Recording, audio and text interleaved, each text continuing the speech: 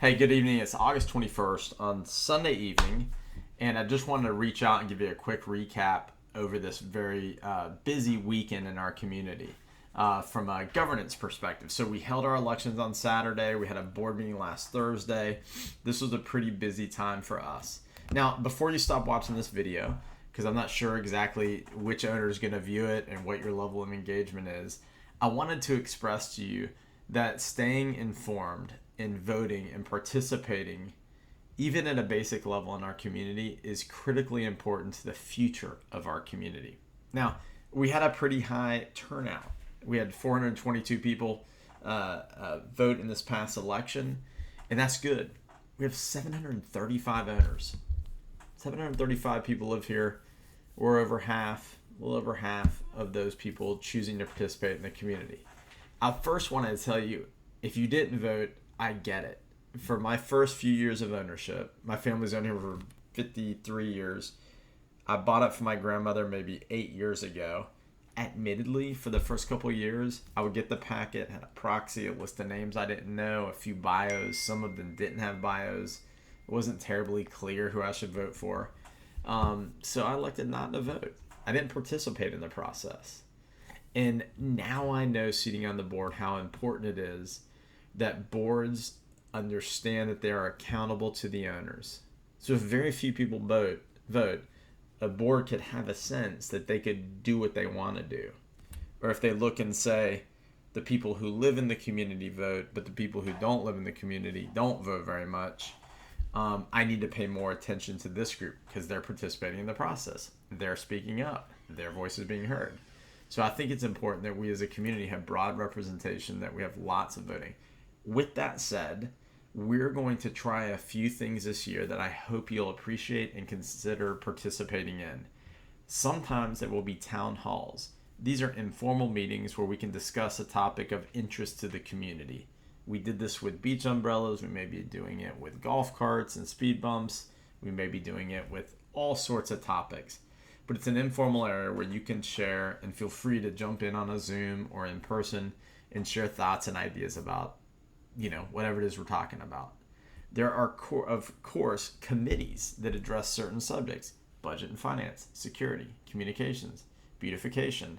So if there are things in the community, if you say, I just want more flowers, or I really want to see some security issues handled, or I'm concerned about how we're spending our money, those committee meetings are typically shorter. They're isolated to that subject.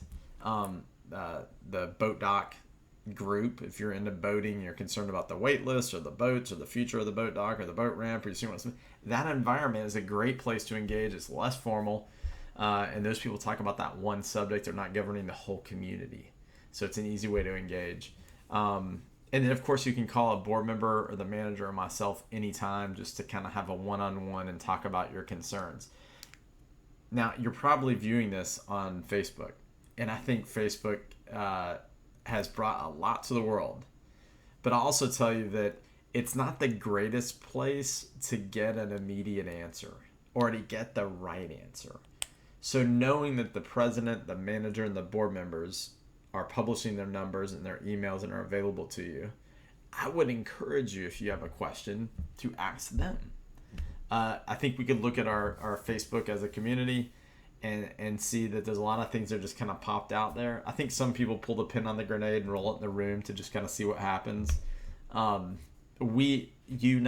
know when we see that happening, you'll see somebody ask a very obvious question. They can ask the office. They chose to do it on Facebook.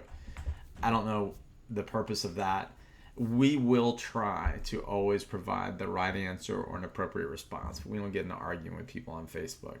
I take people very seriously when they call or email me one-on-one and want to know. Now, they can take my response and publish it to the world, and I think the rest of the board feels the same way. But I want to encourage you to find a channel to engage so that your voice is heard, so that we have more participation. So look in the new year for town halls, for perhaps a monthly newsletter, more video briefings to help keep you informed along the way. We're going to be facing some big decisions over the next couple of years, and there's literally no reason for these to catch you off guard. We don't ever want you to feel like you didn't have an opportunity to participate.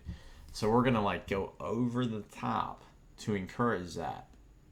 Now, if you don't, and then something happens and you're super upset about it, this is your community. You need to be heard and understand that your voice is valued. We're going to continue that tradition. Now, listen, speaking of being heard, voters cast their votes. Again, I think 422 was the number I have scratched down here on my notebook. Re-elected to the board.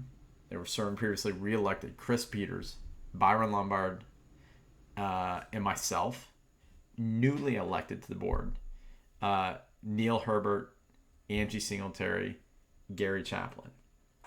So those 6 people were elected just this past Saturday by the owners.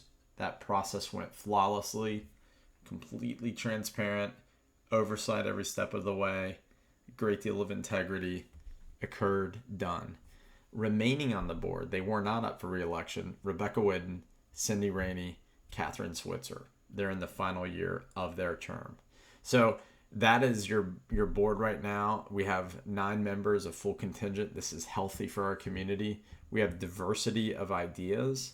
We have diversity of owners. Some live there, some don't. Some are retired, some are not. Some have families. Some have folks that have kids who've left the nest. This is healthy. This is a good thing. So congratulations on this. There were candidates for the board who did not who were not reelected. If you voted for those candidates, here's my promise to you. I've already begun to reach out to those candidates. We met before the meeting on Saturday, cordially after the meeting on Saturday, and it was fruitful and healthy and positive for our community. And that's the direction we need to go. I'm going to arrange time with these individuals because I want to know they wanted to run for office. Something drove them. A dream or a hope or a desire, a concern, a fear. I don't know what it was, but we do want to make sure that we give them an opportunity because I have tremendous respect for anyone who will throw their name in the hat, subject themselves to criticism and critique, run through a campaign and the whole process. And I genuinely, with my heart, can tell you that I want to find out how they can contribute to the community and things that they feel like are good ideas, things that concern them, keep them involved along the way. So that is going to happen. As far as the executive committee of the board, I was reelected by the board as president. Rebecca Whidden was reelected as vice president. Cindy Rainey will remain our treasurer.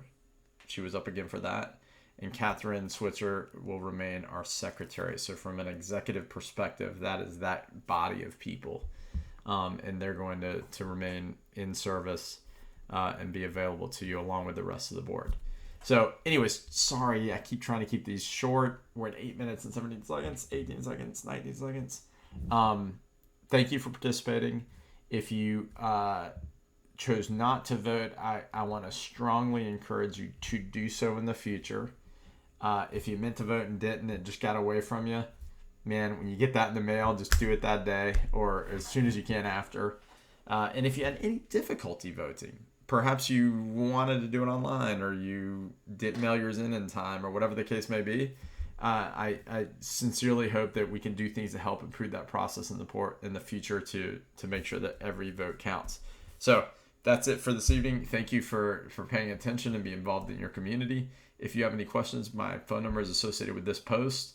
The front office is available to you. The full slate of board members is available.